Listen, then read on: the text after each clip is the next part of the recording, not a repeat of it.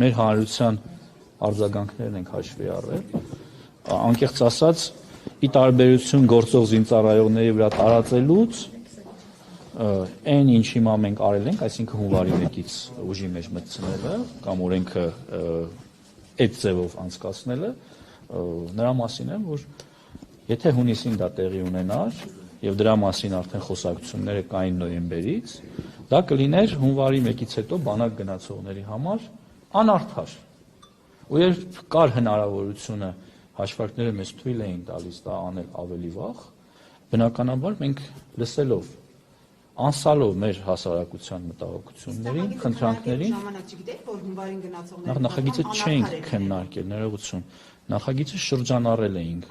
նախագիծը շրջանառելուց հետո երբ դրվել է ի դրաֆտ համակարգում, երբ մարդիկ սկսել են դրա մասին կարծիքներ հայտնել, քննարկումներ, նամակներ տարբեր, բնականաբար մեզ համար էլ ակնհայտ է դարձել, որ շատ ավելի ճիշտ կլինի, եթե մենք դա անենք հունվարի 1-ից, եւ մենք այդ որոշմանը հանգել ենք եւ վարչապետը դրա մասին հայտարարել։